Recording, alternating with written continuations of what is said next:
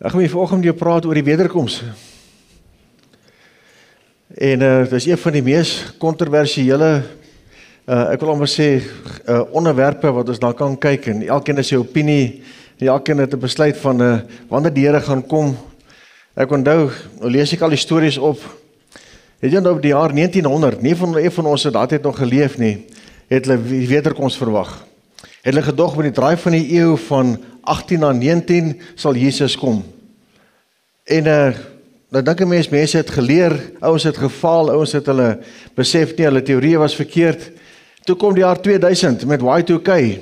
Almal vertel vir Y2K, al die horlosies gaan staan, al die goed, almal gryp 'n ding van, dis die tyd vir die wederkoms. Hulle gee hulle goed weg en verkoop hulle huise en sit daai nag op die rugbyveld en op die berg om weggeraap te word. Wat gebeur toe die jaar 2000 aanbreek en die volgende oggend? Toe is almal nog hier.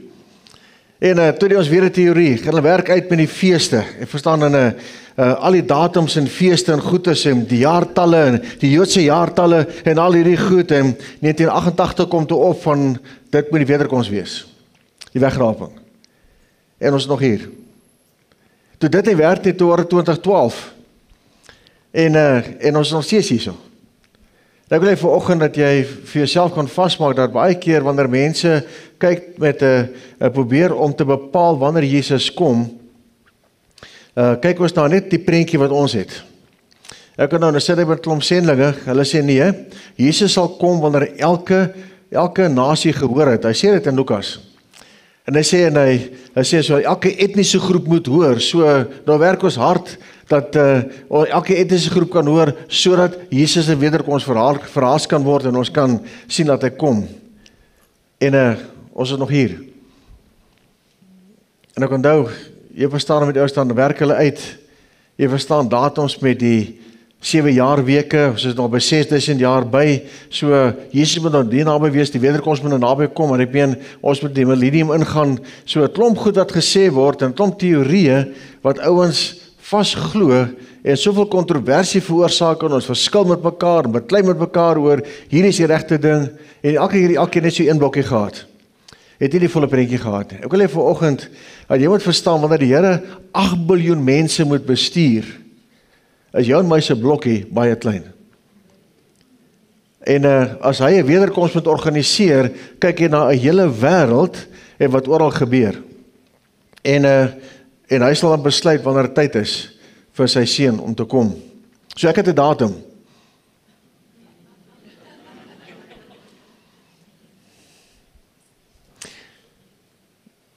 Die Vader weet die datum en hy praat ongelukkig nie uit nie. Ek wil hê vanoggend dat jy daarin vir jou sal vasmaak. Wat die Bybel sê is dat niemand weet die datum. Ek sal eers 'n bietjie praat voor ons gaan voor 'n bietjie in 'n paar detail ingaan. En hy sê vir niemand. Miskien weet Jesus, ek weet nie, ons sal nooit weet nie. Maar hier wat baie belangrik is vanoggend is dat as ons begin datums soek, is daar baie keer 'n rede. Partykeer het ouens vrees. Ek het met ouens gepraat wat hulle verskriklike studie maak van wanneer is die wegraping, wanneer gaan ons uit hierdie wêreld uit, daar's die datum voor die groot verdrukking, in die middel van die verdrukking, aan die einde van die verdrukking. Ons praat van pre-trip, mid-trip en ex-trip, of as jy met ander woorde, hoe gaan die dan lyk, of post-trip, wat jy ook al wil doen, dit wil noem. En al die teorieë, laat ons so redeneer oor goed, en almal het hulle simbole, hulle skrifgedeeltes, van hoe hulle dit interpreteer, en wat ek ongelukkig vir sê vanoggend is, dis alles aannames. Dit ander is 'n aanname wat ons maak om te sê, dis hoe ons dink dit sal werk. En wanneer jy oortuig is van jou aanname, dan maak jy fout om 'n datum te bepaal. Dis ook ons nou weer onlangs 'n datum gehad het, wat ouens gedog het, dis nou wat gaan gebeur. So ek wil jou uitdaag vanoggend om van daai reëlingskomitee te bedank as jy op hom is. Alright. Die Here gaan nie met jou praat oor sy datum nie. En ek wil graag hê dat jy daarin vir jouself sal vasmaak vanoggend. Ek wil vanoggend net so 'n bietjie praat met jou oor 'n paar goed. Eerstens die bergtoppe van profesie.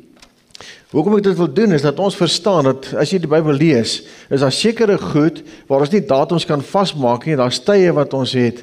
En die profete, wanneer hulle geprofeteer het sekere goed gesien gebeur en dan kom ons sê hierso is Genesis 3 vers 15. Hierso sê God die Vader vir Eva, kom ons sit net 3 vers 15. En wat gebeur is, hy sê hierso, daar sal iemand kom wat die slang se kop sal vernietig. En nou verloop hier tyd, en dan kom Moses, en hy sê vir Moses, hy profeteer, daar by die tweede een, en hy sê, die Here gaan 'n profeet net soos ek stuur, en julle moet na hom luister. En toe kom Jesaja 53,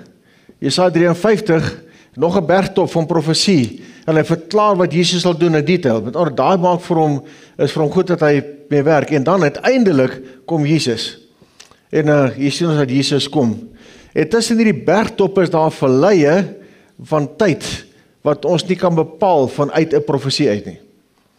Ek wil vanoggend hierdie prentjie vir jouself sal vasmaak, is dat profesie sien sekere goed gebeur, maar daar's geen manier, daar 'n aanduiding is van hoe lank dit vat nie. So hoe lank het dit gevat van die Here met Eva gepraat het tot by Moses? Paar duisend jaar. Wat gebeur van Moses na Jesaja? Kom ons sê is 1000 jaar, ek weet nie. Hy het so 600 voor Christus geleef. En skielik, toe die volheid van die tyd kom, ons sal weer daarby kom, toe sien ons Galasië 4 vers 4, toe die volheid van die tyd kom, en die Vader besluit het, dis nou tyd, toe daag Jesus op. En al hierdie tye was daar 'n ton kontroversie, wanneer gaan dit plaasvind? Toe Jesus sou kom hier, was daar 'n groot verwagting, almal soek die Messias, wanneer gaan die Messias kom? Maar wat was hulle prentjie? Hulle prentjie was, hulle wil die Romeinse juk afgooi. So hulle prentjie was politiek. Jesus sal hierdie klomp Romeine in die see injaag en weer die koninkryk van Israel herstel. So hulle kontekstuele teologie was heel uitleidend geweest. Dit interessant genoeg, ons het vandag 'n klomp kontekstuele teologie. Ek moet daarop ingaan nie, verstaan van wie Jesus behoort te wees, wat hy behoort te kom doen. As jy kyk na ons kommunistiese stelsel, jy kyk na Guterres, wat begin het met die kontekstuele teologie van Jesus as hy is die revolusionêre leier, jy verstaan, dis wat Jesus vir persoonlik. Hy het gekom om elke regering om te gooi. Alright, nou waar is daai ouens? Ek dink nie die hemel gemaak nie. So daar soveel goed wat gebeur, en ek wil hê vanoggend dat jy sal verstaan dat daar tye wat ons nie altyd kan verstaan nie. En daar is daar nog 'n plek waar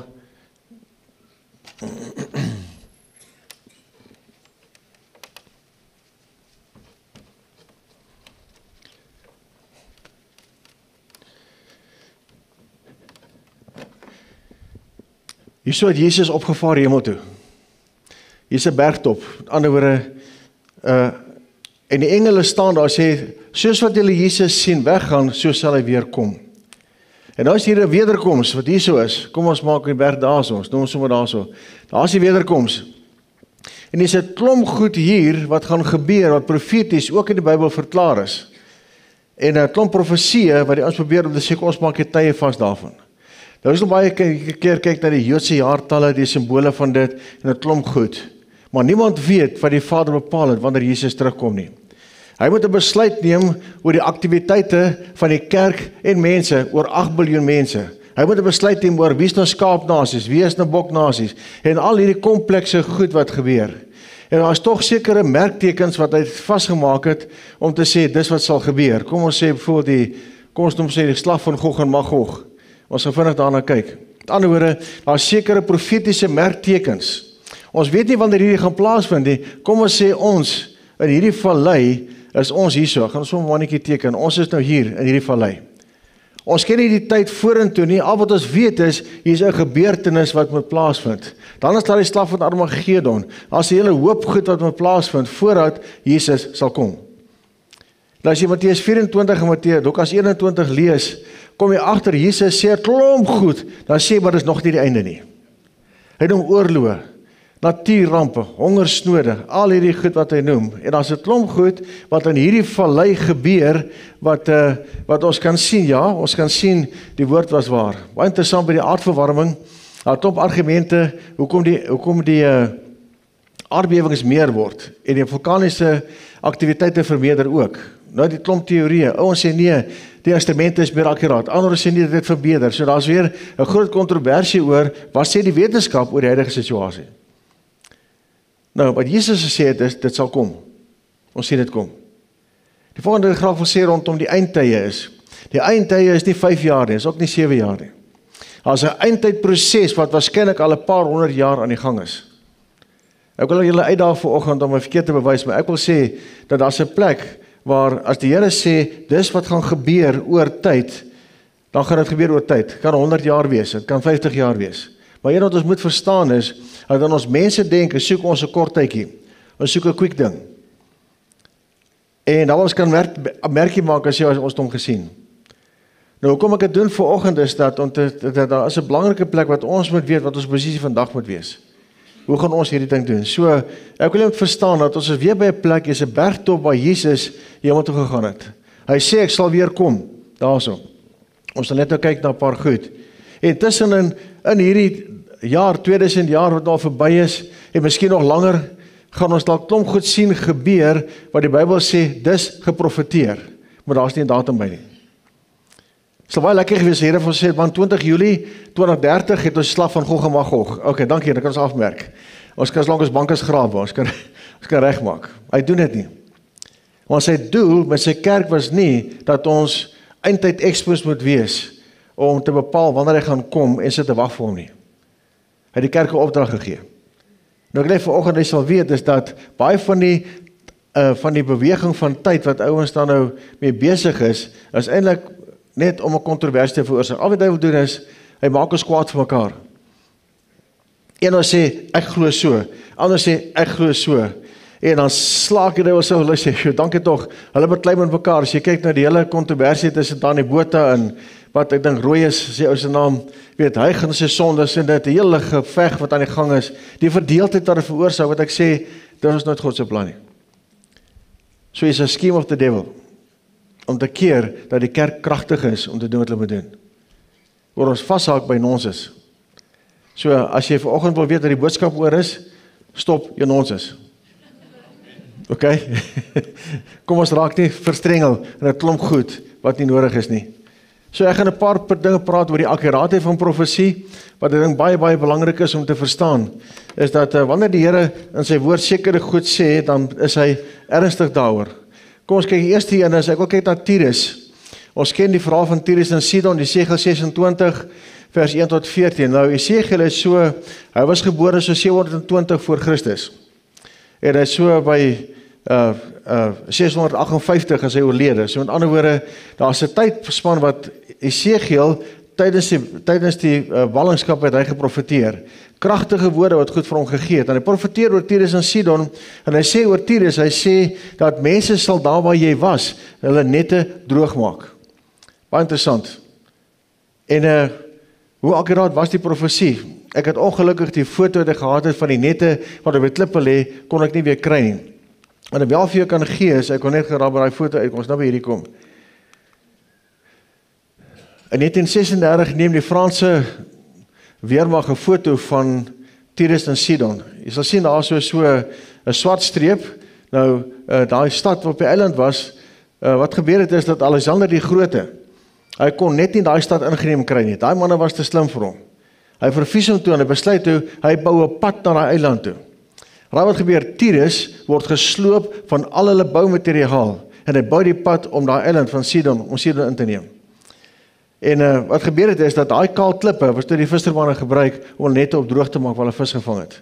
So daai profesie het presies in vervulling gegaan soos wat dit beskryf was. Ek wil vanoggend by julle weet dat God se woord is akkuraat. Wanneer hy ding sê, dan is dit nie net 'n kwessie van dis net 'n idee nie. Dadelik ons gaan na Daniël hoofstuk 2 vers 1 tot 47. En dis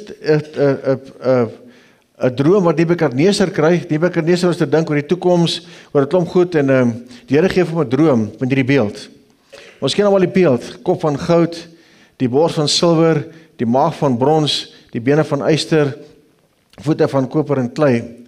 En wat gebeur is dat hy kon glad nie verstaan wat dit is nie. Daniël interpreteer dit vir hom. En baie interessant as jy terug aan die geskiedenis, dan sien jy eerste die kop van goud was die Galdeërs. Maar baie interessant, wil ek hier nog 'n ding sê. Hierso is die Galdeërs. Hierso is die Medes en Perse. En kom ons kyk daarso ook, kom ons sê daai ons was die Grieke gewees. Hier was weer eens 'n vallei van tyd wat niemand geweet het nie. So hierso sien Nebukadneser sien hierdie visioen. Maar hier's 3 konings na hom voordat die Medes en Perse kon oorneem. Ons ken die storie waar Belshazzar in sy koninkryk sit en hy het hierdie groot partytjie en hy prys die gode van ysterhout en klip en die volgende sê, kom die hand en hy skryf, hier is gelig bevind. Daai nag neem die Medes en Perse oor. Niemand het geweet hoe lank sal dit vat van Nebukadneser af tot by die Medes en Perse nie. En hulle regeer x aantal jare en hierso is familiehoofde en 'n klomp mense wat hierso dan nou basies oorneem. Jy verstaan, die Medes en Perse was 2 families. Wat gebeur het is, ewes op 'n kol kom die Grieke. En niemand kon bepaal wat die datum is wanneer Alexander die Grote opstaan om hierdie koninkryk te vernietig nie.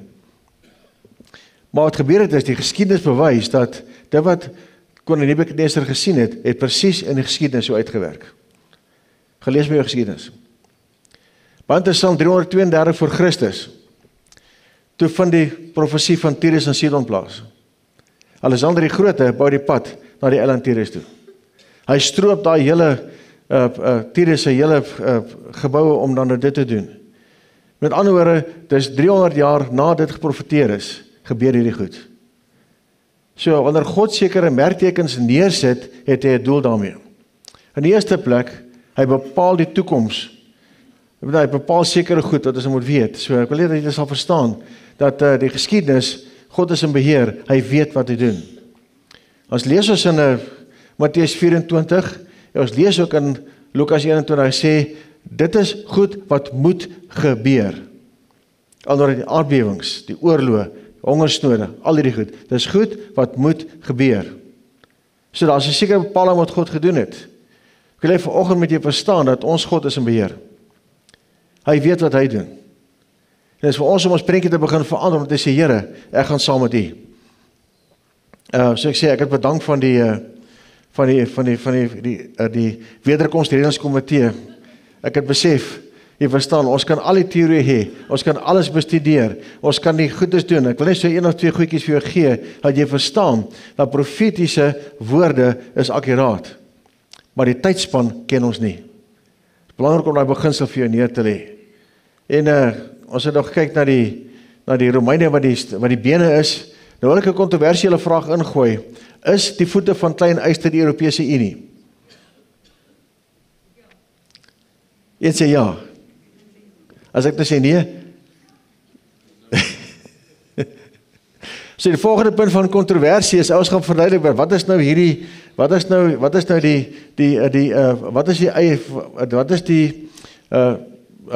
die voete van yster en klei. Ek wil net vanoggend, jy moet verstaan, ons kan net aannames maak oor wat ons nou sien en gebeur. As jy Openbaring vat, daar's 'n klomp detail rondom die anti-kris. Nou word die paus as die anti-kris verklaar. Die paus wat nou so pas afgetree het, hy was die anti-kris. Nou die anti-kris nou afgetree, en wat nou? As die nuwe paus nou die anti-kris. Ek hoor hoe baie keer ons aannames maak, maar dit klomp goed, wat ons sê, dis hy, dis die naam. Ek onthou jare terug was Henry Kissinger die anti-kris. En toe was dit die koning van Jordanië, hy pas in die prentjie. So daar is soveel wat ons probeer om mense identifiseer buite die tyd wat God gesê het, dis tyd vir daai persoon op te staan. En ek wil vanoggend ook 'n ding sê, is dat die kerk wat leef in die tyd wanneer dit goed gaan gebeur, sal weet. Die Here sal ons waarsku. Hy sê dit ook, maar hy sê, ons moet wakker bly. Ons moet 'n wederkomsverwagting hê. Maar ons moet ook by die plek wees dat ons sê, ek het 'n werk om te doen hier en nou. Daar is 'n getuienis. Daar is 'n lewe wat ons hier moet leef. Jy kan nie wag vir die wegraping nie. Jy kan ook nie wag vir die wederkoms nie. You've got a job to do. En ek wil jou uitdaag vanoggend om te sê, ons gaan nie stry oor die EU nie. Ons gaan nie stry wat gebeur daarso nie. Daar's 'n hele paar ander perspektiewe ook. Interessant genoeg toe Daniel Shiesta, hy's een van deur die jare een van die massaleiers gewees. Toe hy tot bekering kom, en hy lees die Bybel en hy besef, die Bybel praat van sy mense wat hier geoordeel gaan word. Hy skrik toe so groot en hy besef toe, daar's 'n klomp goed hier wat hy verstaan van sy perspektief. Ook wat die eindtydsscenario behels. So ons het 'n westerse denkpatroon oor die eindtye. Ons in Midde-Ooste het 'n Midde-Oosterse denkpatroon oor die eindtye wat baie anders lyk as wat ons daarna kyk. Ons kyk na die Romeinse kerk, ons kyk na dit, kyk na dat. Paulus beskryf die Antichrist as die Assiriër. Nou, waar is ons nou? Hoe lyk dit in Assirië? Maar as jy met ander, ek wil hê vandag dat jy vir jouself dan daai besluit neem, ons het nie al die goedjies bymekaar om te bepaal hoe goed gaan lyk nie. Maar ons kan saam met God loop om hierdie ding saam met hom deur te werk. So ek wil hê vandag dat jy sal weet, sy woord is akkuraat. Wat hy gesê het, sal gebeur. Ons sien daar so die geskiedenis, presies so dit gebeur het. Jaartalle kan jy bysit, ek het nou juist daardie ding so gemaak dat jy nie alles in detail kan afneem of kan sien nie. Want daar's 'n plek, dis geskiedenis. Die geskiedenis bewys die woord. So dit beteken, as ons die woord vandag vat en die Here sê vir ons, doen dit so, dan is daar redes hoekom hy sê, leef heilig. Hy het 'n rede hoekom hy sê, kry jou lewe in orde. Hy het 'n rede hoekom hy sê, jy is 'n oorwinnaar. En dat jy sal die waarheid vat van die woord en sê, ek leef volgens sy woord, volgens sy beginsels. Dan praat ons van Jesus en die wederkoms. Eerste wat ek graag wil hê, ek gaan nie die hele hoofstukke lees nie, ek wil net so stukkies uithaal. Hy sê Jesus, hy sê daarso, en ek wil jy kan hom al lees, sê, want soos die weerlig uit die ooste uitstaan en tot in die weste skyn, so sal die koms van die seun van die mens wees. Ons maak van die wegraping hierdie stil beweging wat niemand van weet nie. Verrassing. Jesus sê, ons weet nie die tyd nie. Ons weet nie die datum nie. Ons weet wat gebeur nie. Maar wanneer dit gebeur, dit gaan 'n groot fanfare wees. Almal sal weet. Ek is reg daarmee. Gaan nou by my punt uitkom. Hy sê, hulle sal deur die skerpte van die swaard val en as krygsgevangenes weggeneem word. Baie interessant, dat 70 na Christus val Jerusalem. En daar's 'n klomp wat gebeur met dit, en klomp ouens in teorie sê nee, daai tyd is Openbaring vervul, eindtyd is verby, ons leef klaar in 1000 jaar van vrede. Dan vra ek, wat vrede? Ek weet nie, maar ek sien gaan vrede hier rond. Alright. Almal sê dit 'n teorie. 70 na Christus het deel van hierdie woord in vervulling gegaan. Die tempel is afgebreek, nie 'n enkele steen by ander bly staan nie. Met ander woorde, daar sekere waarhede wat wel plaasgevind het, en daar's 'n verder wat hy sê, wat is nog nie die einde nie. Ek wil net vanoggend, as jy daarin kyk, hy sê, as daar tekens wees aan die son en maan en die sterre, nou is almal met die blood moon besig. Ok, dis die teken. Nou, elke 6 maande is daar 'n blood moon. Nou, wat is nou die regte blood moon? Hoor wat ek sê, met ander woorde, ons sukkel baie keer met goed van, dit moet nou hierdie ene wees. Hulle is nou 4 op mekaar, daar's 'n blue moon by mekaar, en ons probeer om die tekens te lees, en te interpreteer na die Bybel toe, en te sê, ok, dis die tekens wat ons nou sien. Ons weet nie wat die tekens is nie. Ons verstaan nie wat daar staan nie. En wanneer die mense wat daai tyd leef, sal presies weet, dis wat dit is. So ek wil net vanoggend, wat jy daarin vir jouself sal vasmaak, is dat, al wat ons weet is, dat op die aarde gaan daar benoudheid wees. Daar gaan raadloosheid wees. En ek heb interessant in die raak gelees, en die mense gaan die see en die branders vrees. Wat doen aardverwarming? Die sneeu smelt. Ons het teorieë oor hoe hoog die water gaan styg en whatever ook al, of ons daarby gaan kom, weet ons nie. Maar ek meen, daar's 'n plek hoekom Jesus daar en daar gesê het, net so te loops. En mense se harte beswyk van vrees, en die verwagting van die dinge wat oor die wêreld kom. Maar die kragte van die hemele sal geskit word. En dan sal die seun van die mens sien kom op 'n wolk met groot krag en heerlikheid. So ons sien dat wanneer die wederkoms plaasvind, sal almal dit weet. Hoe gaan dit lyk? Ons weet nie. Hoe lyk die teken van die seun van die mens? Ek weet nie. Al wat ek weet is, ons het 'n wederkoms verwagting. Ons leef na 'n plek dat ons sê, ons is nader aan die wederkoms as wat ons was in Jesus se tyd. Hoe naby weet ek nie. So ek sê, daai datum praat Jesus nie oor uit nie. God die Vader praat met niemand. Maar ene kan ek weet is, dat ons sien hoe 'n wêreld meer onstabiel raak. Ons sien dit wat gebeur, ons gaan net te kom by Jesegiel se profesie. Wat gebeur is dat ons kan sien die moontlikheid van dit is nou hier. Die presiese tyd kan ons nie bepaal nie. Maar ene wil ek hê moet weet is dat wanneer hy kom, everybody will know. So, daarna kan jy jouself vasmaak. En laat ons nie onsself rondgooi met al die teorieë, wanneer hy kom, hoe hy gaan kom nie. Ek weet, ons haak vas by, hy sê, man, hy het in die wolke weggegaan, hy sal in die wolke terugkom, en dat hy 'n prentjie van hoe die wolke lyk, en hoe Jesus sal kom. Okay? Daardie was daar nie trompette nie, hy is nie weg met 'n trompet nie, hy is net weg. As hy terugkom, is die trompette, engele, oorlog, meen goed dat gebeur, 'n massive wederkoms. Dan sê ek, okay, dis waarvoor ek wag. Ek het vir julle sê, ek hoop jy kom gou. Kyk, ek wil graag daai ene beleef. Ek weet nie of jy daai nog geleef nie, maar ten minste het ek 'n verwagting. Ek ben die wêreld gaan weet, die Jesus wat ek dien, hy gaan kom. Maar intussen is dit nodig vir elkeen van ons, en ek sal weer en weer vir jou sê, is, ons het die werk om nou te doen. Ons te lewe om nou te leef. Wanneer ons in eenheid staan, ek wil hier vanoggend die ding sê, dat jy baie hoor res van die jaar ook is, wanneer ons in eenheid saam met Jesus beweeg, gaan die krag van God vrygestel word in hierdie gemeente. Daar wil ek sê is, kry al die kontroversie en nonsens uit jou hart uit. Kom ons vat die woord, sê dis wat die woord sê, kom ons stop daarby. Ja, dat ons nie aanhou interpreteer en goedjies probeer plak wat nie daar behoort te wees nie. Die wederkoms is op pad. Jesus kom. Die datum weet ons nie. En belangrik om daarin vir jouself vas te maak. Ek weet baie keer ons bekommerd was, maar kan ek nog kinders hê? Wat gaan my kinders gebeur? En alle te sê, weet jy wat? Leef voluit en leef voluit. Geniet wat jy doen. As jy verlief raak, trou man. As jy kindertjies wil, kry vir jou kinders. Ouens lees die ding en sê hulle, kyk, dan lees hulle, dan sê maar, wanneer hierdie groot verdrukking plaasvind en die swanger vrouens en al die goed is, weet jy weet nie wanneer dit is nie. Jy kan al nog vir 50 jaar wag voor dit gebeur. Hoor jy, met ander woorde, ons is nie geroep om met 'n eindtyd vrees te sit en te wonder, kan ek nou nie. Maar saam met 'n klomp mense gebid het, wat gesê het, hoor jy, maar ek weet nie, kan ek nog kinders kry? Ek sê, natuurlijk. Kan jy vrou swanger maak? Ja, nou toe, go for it. Ek wil hê vanoggend, dat jy moet weet is, dat die Here roep jou om voluit te leef. Nie om te wonder oor, hoe lyk die eindtyd scenario nie, wanneer kom die jare nie. Dit is nie waarvoor jy hier is nie. Jy is hier om Jesus Christus te weerspieël aan die wêreld. Jy is hier om uit te leef, om lief te hê, mense te bedien en te help. Met ander woorde, dis ons funksie, ons was geroep vir dit.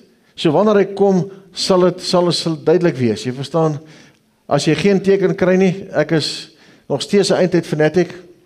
Met ander woorde, vir my gaan dit belangrik om te weet, Here, hoe werk u goed? En hy praat nie uit nie. Wat ek kan sê, as ek kan sien, sy woord is akkuraat. Wat ons beleef in die wêreld, kyk die nuus, dan lees jy Matteus 24, lees Lukas 21, dit is besig om te gebeur, maar hy sê duidelik, dit is nog nie die einde nie. Dit beteken, moenie probeer om 'n eindbepaling te maak nie. Weet nie hoeveel vulkane moet bars en hoeveel aardbewings daar moet wees nie. Ek weet nie hoeveel hongerstote nog daar gaan wees nie. Ek weet nie, maar een ding weet ek, maar Jesus is nou hier en hy loop saam met my. Hy is hier, nou ons kan 'n tree vorentoe gee en ons kan wen saam met hom nou. Ons is 'n nasie om te vat, mense. Daar's 'n Afrika om te vat.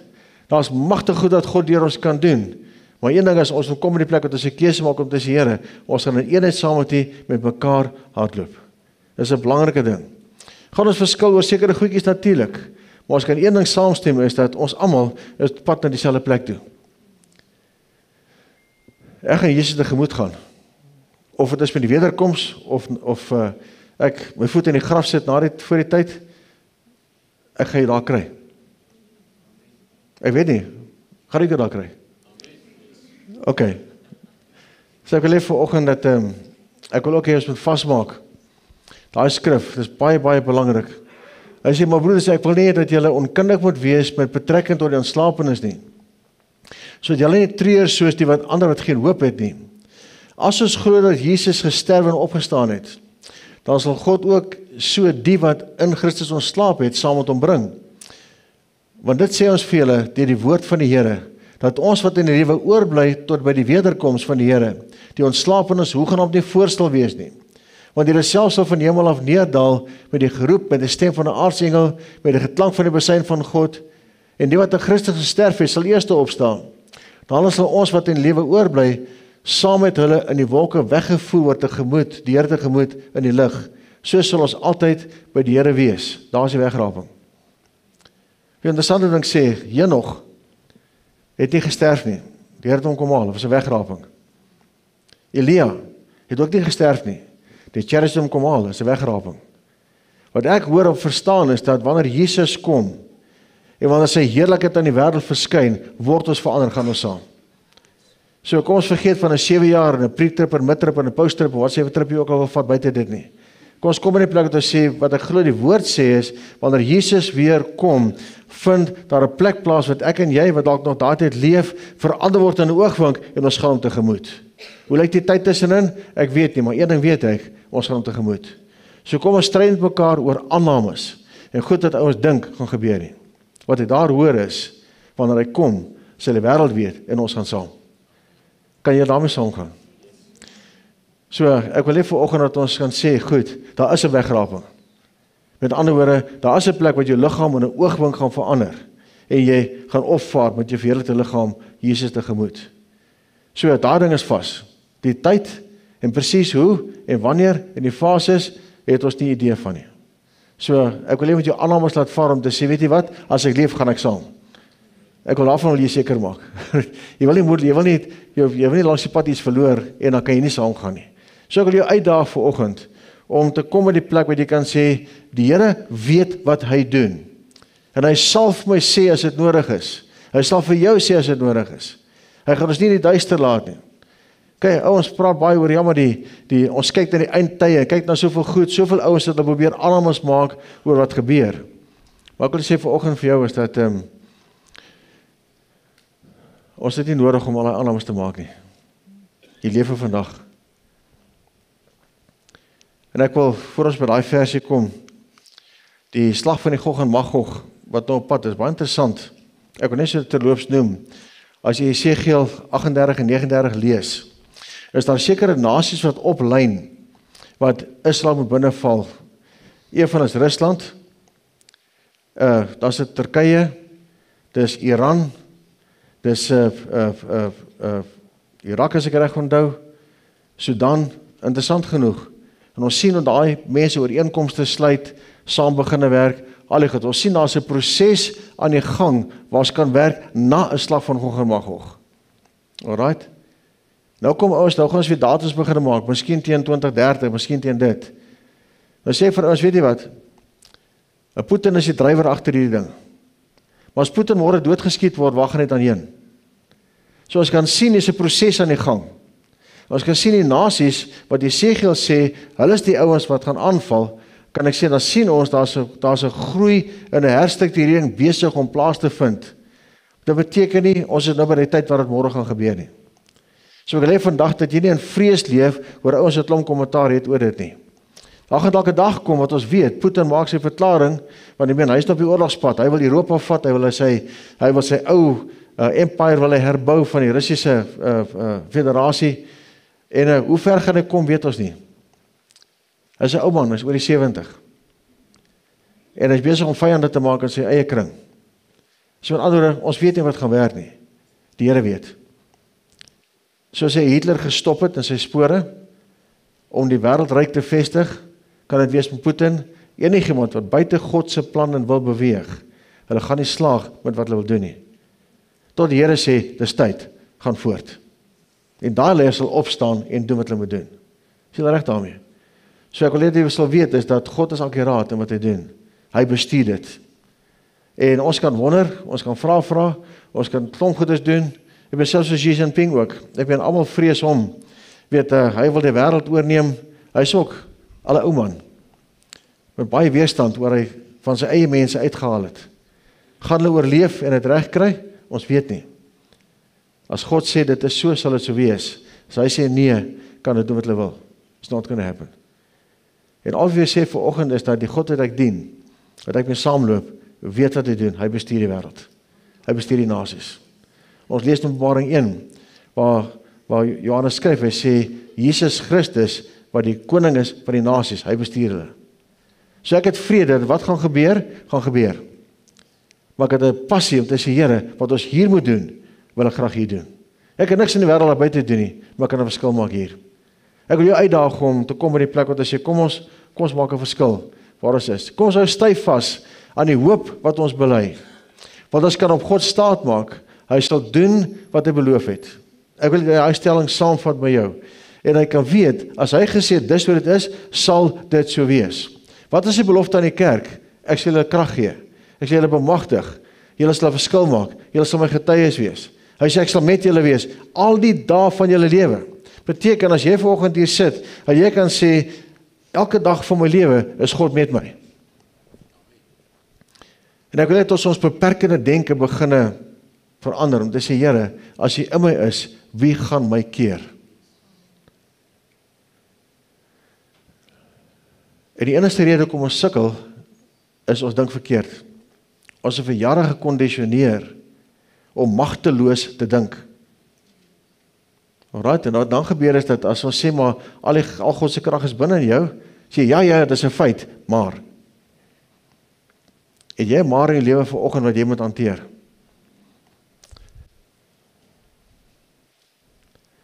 Het jy, ek kan nie in die wat jy moet hanteer. Ek wil hê vanoggend, almal van ons het dit. En as 'n plek wat jy jouself diskwalifiseer, jy het geloof uitgesit vir dit, het nie gewerk nie, jy het geloof gesit vir dit, het nie gewerk nie. Ek wil hê vanoggend dat jy kan sê, wat hy beloof het, gee vir jou. Dat jy vanoggend 'n keuse maak om te sê, Here, U is groter as my omstandighede, U wat in my is groter as dit in die wêreld is. Ek vertrou U om reg te dink, dat my geloof U krag kan vrystel. God werk net uit geloof uit. Ek wil uitdaag vanoggend, maak nie saak wie jy is nie, daar's groot goed wat God vir jou beplan, gaan jy dit vat of nie?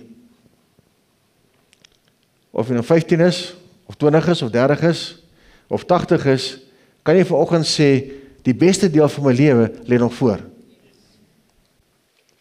Kom mense,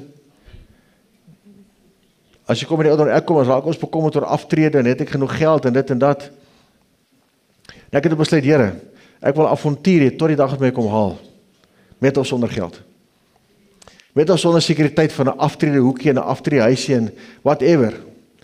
I want to see the adventure of Christ working in and through me. So jou uitdaging vanoggend is, begin om jou perspektief te skuif.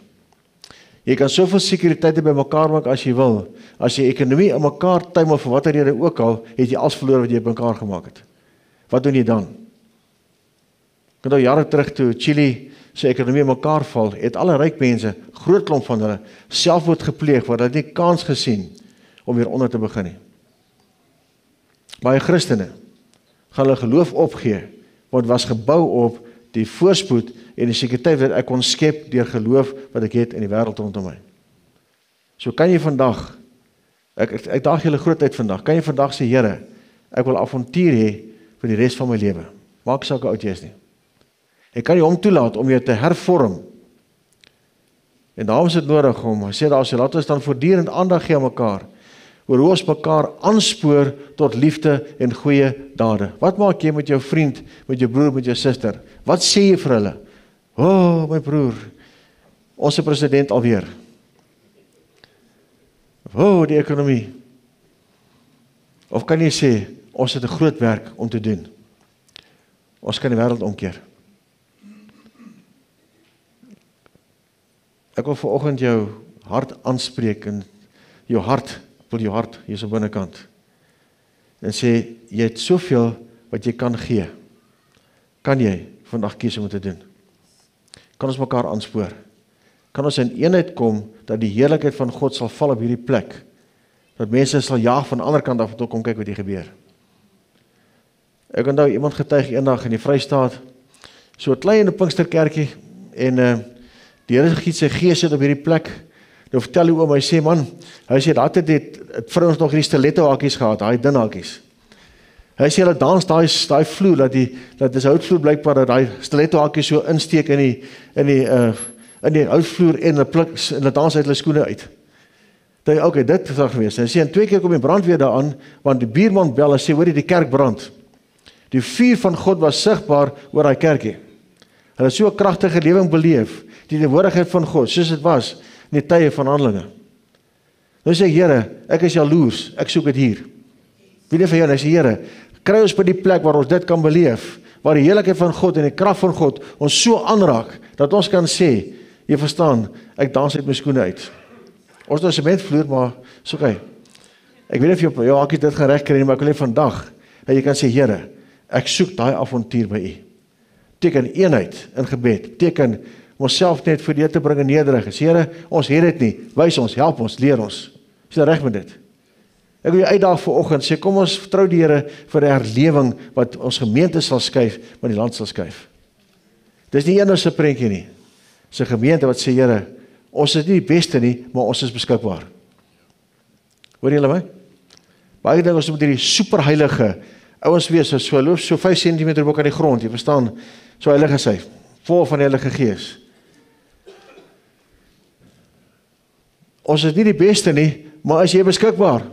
Kan jy sê, Here, hier is ek, wat jy ook al wil doen, ek sal my deel doen, ek sal dit doen wat nodig is, ek gaan nie opgee nie, ek gaan nie los nie, ek wil regtig vir jou, ek wil stilstaan by ding om te sê, laat ons mekaar aanspoor tot liefde en goeie dade. Laaste sê, kom ons moedig mekaar aan, nog meer, dat ons sien dat die dag van Christus se koms al hoe nader kom. Ons is 2000 jaar nader aan die wederkoms. Ek weet nie hoeveel oor is nie, dit kan 100 jaar, dit kan 100 jaar wees, kan 50 jaar wees, dit kan 2030 wees. Maar moet nie 2030 nog vastmaak nie, asseblief. Ene vrou verhoor, maar wanneer dink jy is die wederkoms? Sien jy so hier by 2050? En dan kyk my so, ek sê, dan weet ek is meer hier so nie. Kom ons maak nie 'n datum nie, maar kom ons sê, ons te werk om te doen, of verskil om te maak. Jy moet die verskil maak. Jy moet kan opstaan en sê, Here, ek steek my hand op. I'll be your man, I'll be your woman, I'll be there for you. Dat jy jou deel kan doen, wanneer jy jou deeltjie doen, wat gebeur is, as jy daai deeltjie doen, maak dit 'n verskil. En wanneer almal van ons saam 'n deel doen, ek gaan die laaste prentjie teken. Ekskuus, ek wil lank besig, maar net hierdie ding vir julle wys.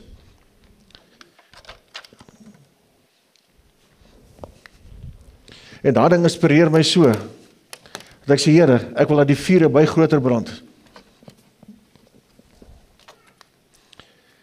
Hier is die gemeente. Daar is 'n mooi oomie en 'n mooi tannie, jy sê het 'n mooi rok aan, sy het lipstifie aan. Alright, en hier is nog 'n jong lad, hy is vasberade, en hier is nog 'n ou, 'n jong dame, ek meen, sy lyk so mooi aangetrek. Alright, en hy het 'n jean aan. En wat gebeur is, wanneer die Heilige Gees binne in jou is, wanneer die Heilige Gees oor jou geval het jy 'n ek wil amper sê, 'n atmosfeer wat jy saam met jou dra. En wanneer hierdie atmosfeer, hier is nog ene, vol van die Heilige Gees, vol van die Heilige Gees, wat God vir jou gegee het. Hier is nog hierdie jong dame, vol van die Heilige Gees. Alright, ek meen, hulle is wild lekker om te getuig. Elkeen het 'n teenwoordigheid van God, wat hulle saam met hulle dra. Wat gebeur wanneer hierdie goed begin oorvleuel? Ons het die vuur van God te brand in 'n gemeente. So vandag wil ek jou uitdaag dat jy kan sê, ek dra die teenwoordigheid van God.